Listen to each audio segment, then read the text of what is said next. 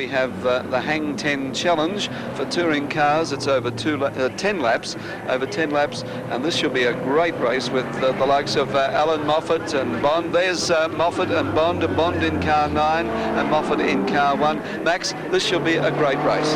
I was just thinking the grandstand is about to go berserk yet again. I've never seen such an ovation for any one driver, let alone two, as I saw there. Look at them standing up already, and they're starting to wave and cheer and shout, and they haven't even reached the packed grandstand now. We'll just listen to that applause. There's Colin Bond sitting on pole position of the grid for this Hang 10 Challenge race for production touring cars to be run over 10 laps. Doesn't it speak well for Colin Bond to think that there he is, the ex-Holden dealer team driver, to jump into the big Falcon. He did some testing certainly with Alan Moffat down at the Yu Yang's Ford Proving Ground. Yesterday he came out here and lowered the lap record, unofficially of course, with a 1 minute 15.3 seconds. The record stood to him in the Tirana at 1 minute 16.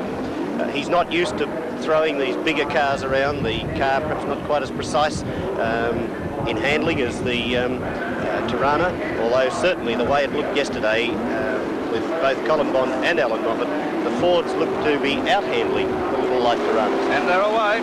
Colin Bond it was, leaping away, and Johnny Harvey, of course, is missing with the Marlborough Holden dealer team car. That hasn't fronted, and they're jostling for position there with Peter Brock running up into second place, Alan Grice in third as they rocket on through Shell with Colin Bond showing the way, and this tremendous burst of horsepower. Peter Jansen in there too, and Bobby Morris rather in the Ron Hodgson Tirana, and Murray Carter sliding up there in the Falcon. Peter Jansen on the outside too. We might tell the viewers the reason that John Harvey isn't there. His car had problems in the first race when he and Colin Bond diced for the lead for quite a number of laps before Colin Bond pulled away. Then Harvey retired. Alan Moffat slipped up into second place. They were running 1-2 in the new Ford Dealers team cars for quite some time, and then Moffat's car threw a fan belt, overheated and cooked the engine, and he was out of the race. Peter Brock, who's in second place there now, he was in trouble too with an oil leak earlier on, but as it turned out, Murray Carter came in third position. A tremendous drive by Murray Carter, and watch that big blue car further back in the field there, backing up Colin Bond in the other Falcon. Colin Bond on bridge. Oh, Peter Brock giving it plenty. Alan Grice and Bobby Morris too. Peter Jansen, Murray Carter, Garth Wixton in the red Tirana from Roadways in Tasmania. But it's way out in front for Colin Bond in the Moffat Ford dealer team Falcon, and doesn't he look absolutely beautiful in it too? But Peter Brock is determined that he's not going to let his former teammate Colin Bond get away with that, and he's giving it everything. And now it's Colin Bond's turn to put a wheel off, so does Gricey too, and Bob Morris just avoided it as they come very heavily under brakes into Tirana corner. Out of Tirana corner and heading up the little short straight towards the right-hand kick and the beginning of the long and bumpy back straight. Colin Bond clips the apex of the corner. Peter Brock takes a little more off it. Alan Grice a little out wide, but Bobby Morris and Murray Carter following on and gradually stretching out, getting a little processional now as Colin Bond puts the big foot down in the beautifully prepared Falcon, prepared by Carroll Smith, the American genius mechanic and team leader, imported specially by Alan Moffat.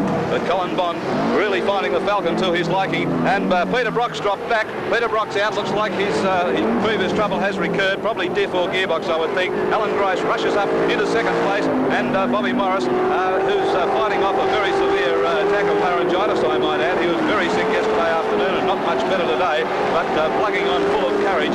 He's still up there boxing on in the Ron Hodgson Motors Tirana and fighting a sterling battle to wrest second place off Peter Brock. And there's a man taking a bit of a risk as Colin Bond arrives into the start of pit straight, and a nice big gap opened up there to Alan Grice and Bob Morris. And there's the what's the time on that one? 4.3 seconds gap between them. 4.3 seconds gap between Colin Bond and Alan Grice. Bobby Morris closes right up on his old Tirana adversary, Alan Grice.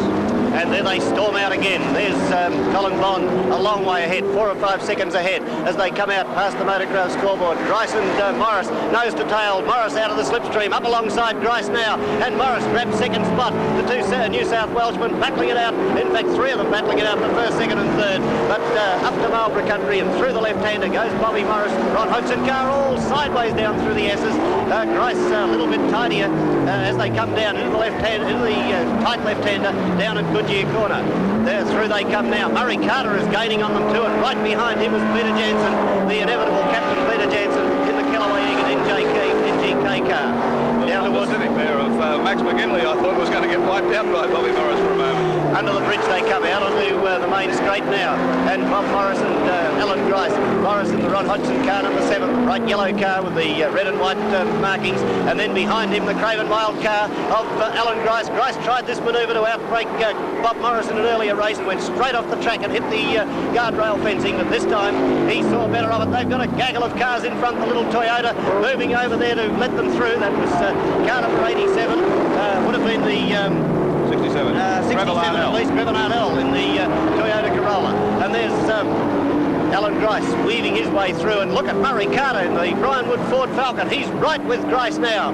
Grice's race place could be gone at this stage because Murray Carter is right with him. Bob Morris has scooted away, and Carter's moved up into 3rd spot now. Pushed Grice back into 4th position.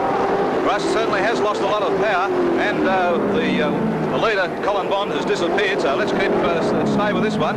That's Moffat? Alan Moffat? No, that's Bondy. He's made a pit stop. No, Moffat. Car number 1, of course. Car number 1, Moffat. Out they come. Right up the top, he'll go now. And there's the next one through. That's Bobby Morris. See the Tirana, car number 7. And Murray Carter in the big blue Ford for Brian Wood Ford and Shell. And right behind him, Peter Jansen. These two have had some memorable battles before in the past, and they're absolutely all over each other like the proverbial rash at this stage. Alan Grice is squeezed in there between them two. No, it's not. It's one of the Alfa Romeos. That's car number 55, I think. Warwick Henderson. No, 99. Was it Warwick Henderson in the Alfa Romeo? Oh, there's a nasty there's one. one gone. Oh, Jansen's done it. Into the Capri. Jansen straight into the Capri. That was Jeff Newton and the Police Motorsports Club. That was a bad one to run into, wasn't it? Nasty tangle. He'll get booked for sure. And the yellow flag's waving, and there's Alan Grice coming through now very slowly, and Peter Jansen's car very, very sick and sorry. There's the Capri of Jeff Newton spinning. The other little escort of, I think it's probably who? The Gemini, isn't it? Peter Robinson Motors, Tony Niavani. He just got out of the way, but then crunch. Here's a great battle going on here with a couple of the Alfa Romeos, one of the Gil Gordon car, I think Graham Harrison's in amongst them, then Baker, and the other escort, I couldn't quite pick up the number there, 39 it is, and that's Ray Cutchy on the straight up towards Marlborough Country now for the final time in this race, and it's certainly tremendous for Colin Bond to start his new time with the Ford Moffat dealer team with 2 wins straight off, and that's a pretty good record. 2 races, 2 wins. He won earlier today in fine style, in exactly the same style as you've seen him drive now. And Colin looks so tiny in the car because he's not a very big man at all, and he just seems to disappear in that great big Falcon. But he knows how to throw it round, and we're looking forward to a wonderful year with Colin Bond and Alan Moffat in those 2 big Falcons. And I think it's going to turn the tables a little bit on the Tiranas who've had it all their own way for quite some time. Look at the Ford fans in the stand. And everybody cheering. I think even the Holden fans are cheering for Colin Bond. A tremendous win, and a wonderful day of motor racing for him. 2 starts, 2 wins for the Moffat Ford dealers team. Colin Bond. 2nd place, of course, would go to Bob Morris, and 3rd place to, at this stage, Murray Carter. Murray Carter. Yes, Murray Carter in the Brian Wood Ford car.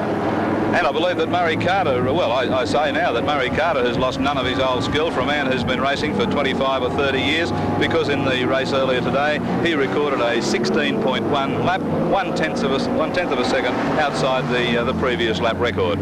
So diminutive little Murray Carter at just on 50 years of age is still capable of turning in some really good performances. But the full honours today to Colin Bond, a great performance, first time out in the Falcon for 2 wins, 2 starts, 2 wins, and a magnificent lap record. We don't know whether he's equalled it or bettered it in this particular race, but at least in the previous event, she was around a 1:14.5, 1.5 seconds off the lap record.